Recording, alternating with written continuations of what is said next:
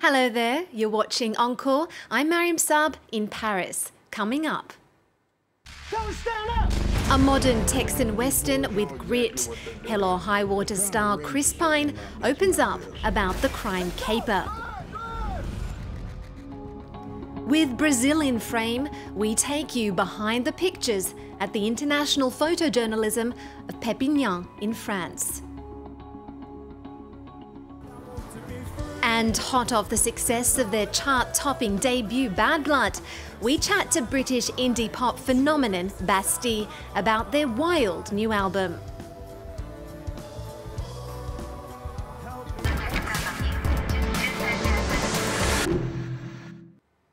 There may be no dusty showdowns at dawn in Hell or High Water, which hits cinemas in France this week, but Scottish director David Mackenzie's New West packs enough gunpowder to blow us away. The crime thriller chases a pair of Texan outlaws. Down to their last dime, the brothers will do whatever it takes to save their farm from foreclosure, even if that means a hold-up or two. On their tail, a wise-cracking ranger played by acting veteran Jeff Bridges. Now, in between bank busts, Chris Pine told us about how the iconic actor worked his magic on set. You know, the bank loan, just enough to keep your mama poor. Thought they could swipe her land. It's a big bank. It's too big. That's what she said. Now they can foreclose on Friday. So come hell or high water, Get the money to the bank on Thursday. and then you are free and clear.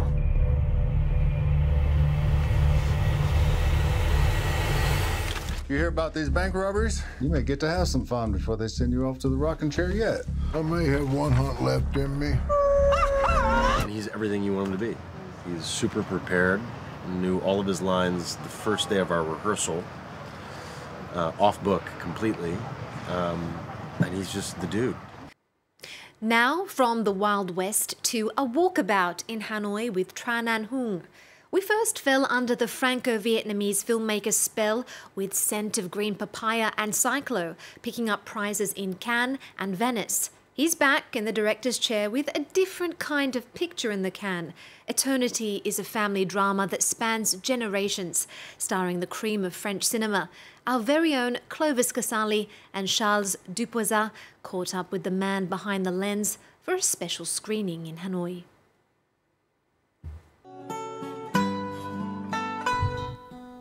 Vietnam is his second home, and Hanoi a city close to his heart. Tran Anh Hung was just a boy when he and his family moved to Paris as they fled the war. The filmmaker shows us around.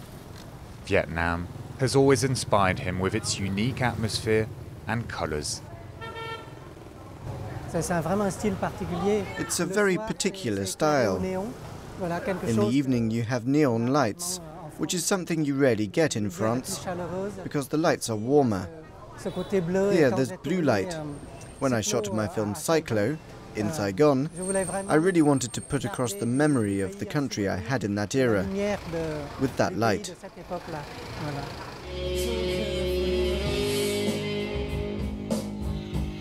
Cyclo won the prestigious Golden Lion at the Venice International Film Festival, and with it came critical acclaim. Tran Anh Hung's ambitious new drama, Eternity, follows several generations of characters over the course of a century. The Franco-Vietnamese director convinced actresses Audrey Tautou, Mélanie Laurent, and Bérénice Bejo to join him for this project. Three French stars who've been hits in Hollywood and are keen to take part also in more independent films. So talented, so it's just like a gift every day. You know, when you work with them, especially this movie, there is not a lot of lines for them to say, so they have to be really, you know, very. They need to have a very strong presence on the set. So it was a great pleasure to work with them. Tran Anh Hung enjoys exchanging views on cinema and storytelling. He travels regularly to Vietnam to meet aspiring directors and not to explain how to make films. He says his experience has taught him some lessons, but that he can still learn from talking cinema with others. Millions of Brazilians are living sem teto, without a roof, a far cry from the billions spent on infrastructure to host the Rio Olympics. Exposing the hardships of hypocrisy of Brazil's postcard image, exhibiting photographers at the International Festival of Photojournalism in Perpignan capture the devastating impact of the economic crisis and the effects of the Zika virus. France 24's Fanny Allard has more. They call their building Copacabana Palace, a joke meant to denounce the state of their home compared to Rio de Janeiro's luxury hotel. The broken-down residential complex has no running water, no electricity. Located 60 kilometers outside of Rio de Janeiro, it shows a different side of Brazil. No fancy beach, no Olympic village, just 300 families living under poverty lines. Peter Bauza visited the building every day for a full year. It's important to show that Brazil isn't just a country hosting the Olympics. It's not just about FIFA or about the Copacabana beach. When I first arrived there, the reality jumped right at me. I knew this was the story to tell. This was one of the first pictures I took. That day, people tried to explain to me the problems they were facing. I tried to understand everything they were saying while taking the picture. At that moment, I realized they were desperately trying to talk and show their living conditions. They wanted to communicate, to have a face and an identity. De se communiquer, d'avoir un visage, une identité, non? This photographer, Felipe Dana, tells another dramatic story. He took his pictures further north. They show the tragedy generated by Zika. Families whose newborns were hit by the virus while in their mother's womb, and who now have to live with microcephaly.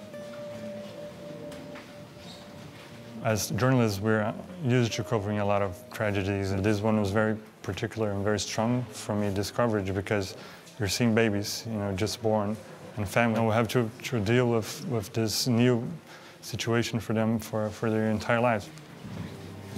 Over the past year, at least 5,000 babies were born with suspected microcephaly in Brazil alone, with no cure in sight. The exhibit shows the population realizing the gravity of the crisis, which the country now has to face.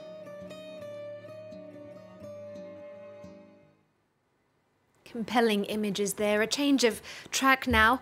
Onto this week's album release. Bastille burst onto the scene 3 years ago with their debut album Bad Blood.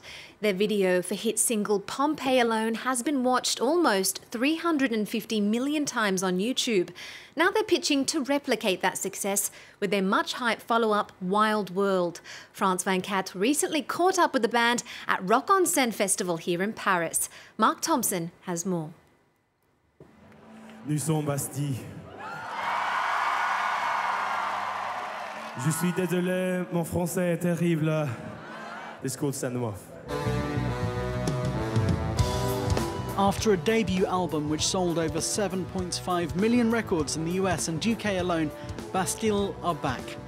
I got demons running around in my head. But the band aren't pressuring themselves to hit the same heights second time around as they release their new record, Wild World. I'm sure there are certain people in offices somewhere who would like this album to do as well as the last one, but I think all we ever really wanted out of making that first album was to just kind of enjoy the process and hopefully be able to make a second album, and we've been able to, so we're so happy with that.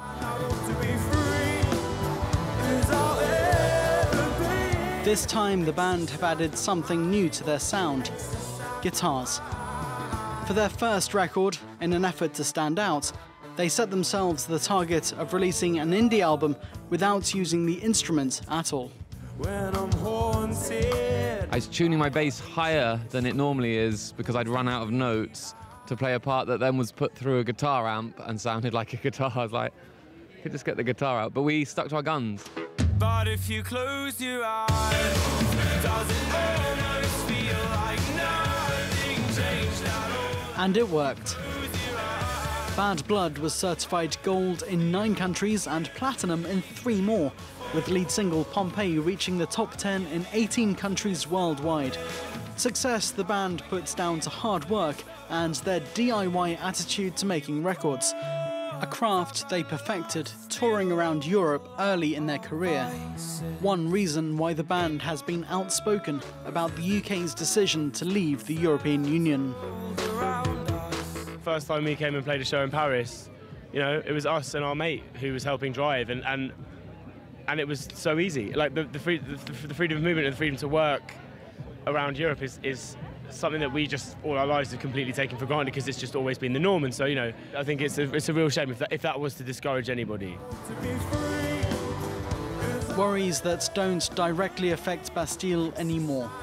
Now signed to a major label, they're set to play in 20 countries worldwide by February next year in support of their new album.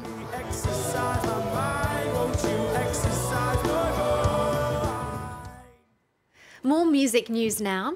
After a 5-year hiatus, the Black Eyed Peas have returned with an old hit they brought back from the vault. Where Is the Love has been given a powerful reboot. The new version focuses on the refugee crisis and police violence in America. They've enlisted heavy hitters like Usher, Mary J. Blige and Jamie Foxx to call millennials to action. We're going to leave you with the clip. Remember our website, connect with us on Twitter, Facebook and Instagram. Stay with us, there's more news coming up on France 24 after this. Information was shown by the media. Negative images is the main criteria. Infecting the young minds faster than bacteria. Kids wanna act like what they see in the cinemas. What happened to the love and the values of humanity? Where's the love? What happened to the love and the fairness and equality? Where's the love? Instead of spreading love, we're spreading animosity. Where's the love? Lack of understanding leading us away from unity. Where's the love?